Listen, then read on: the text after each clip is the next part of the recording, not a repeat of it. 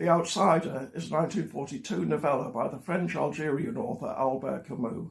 Camus began his writing career as a dramatist, but went on to publish journalistic and philosophical works, as well as plays and novels. In 1957, at the age of 44, he became the second youngest person ever to win the Nobel Prize for Literature, the youngest having been Rudyard Kipling in 1907. The awards committee praised the clear-sighted earnestness with which he illuminated the problems of human conscience in our times. Tragically, just 2 years later, he died in a car crash. The Outsider was his first novel. In some ways, its philosophical ambitions predominate over its storytelling, so it probably won't hurt for me to give spoilers. It's divided into two parts. The first is a portrait of a young French-Algerian man called Meursault, which ends with him committing an unpremeditated murder. The second part describes his trial and concludes with him being sentenced to decapitation in a public square in the name of the French people. The book's first part is undoubtedly the best. Meursault is polite, accommodating, well-liked, reasonable and phlegmatic. He doesn't experience the usual range of emotions and he doesn't feel anything deeply. Fatally, however, he doesn't have any real principles either. The upshot is that he's easily led. If there's a villain in this novel, it's his neighbour, Raymond Sintez. Sintez uses Meursault to get back at an Arab woman with whom he's been having sex. Meursault allows himself to be used, even though he knows that Sintez sometimes beats the woman until she bleeds, and that he probably runs a brothel. Meursault himself disapproves of brothels, as we learn in chapter 4, but he doesn't turn that disapproval into a moral principle. I don't like that sort of thing, is all he tells us. Sintez is being pursued by the woman's brother and his friends who want to avenge her mistreatment, but Sintez has a gun. Eventually there's an altercation and Sintez gets badly hurt with a knife.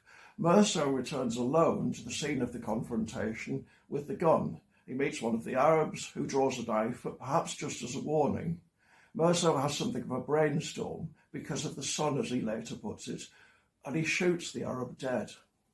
That's the end of part one, and it might have paved the way for Meursault to confront the enormity of what he's done and perhaps reflect on how deficient the morally rudderless life is.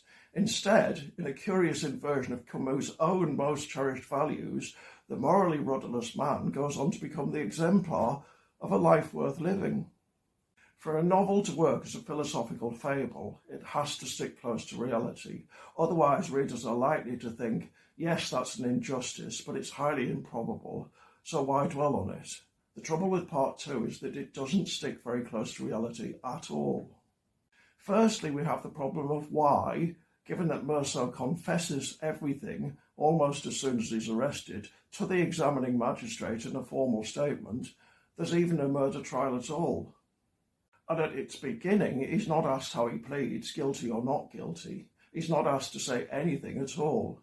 Then the whole thing proceeds as if his formal statement never happened and he's stubbornly maintaining his innocence.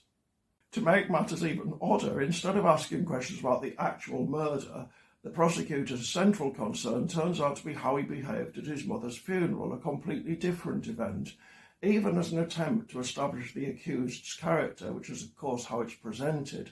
In real life, that would surely be secondary at best.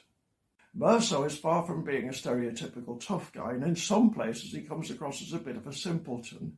He frequently has episodes where he doesn't really know what's going on, and halfway through his trial he tells us, "For the first time, I realised I was guilty."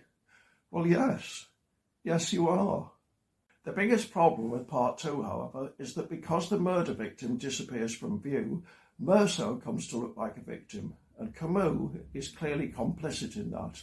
And in an introduction to the book, written in 1955, he tells us that its hero is condemned to death because he refuses to play the game, because he refuses to lie, which is flim-flam. He's condemned to death because he killed an innocent man, and his personal lack of hypocrisy isn't sufficient to redeem that. But that's what's so strange about this novel. In the end, it's completely at odds with what we know were Camus' deepest philosophical convictions. Recent discussions of the murder have focused almost entirely on colonialism. The reason the murdered Arab disappears from view is precisely because he's an Arab. He's a relatively invisible member of an ethnically stratified society. I think that's a reasonable explanation as far as it goes, but I don't think it accounts for why Camus is so keen to present Meursault as an ideal. I do have a lot of time for Camus. The Rebel was one of the first philosophical books I read when I was about 19, and it had a strong effect on me. I read The Outsider shortly afterwards, and I was equally enamoured. The peculiar thing is, though, books change.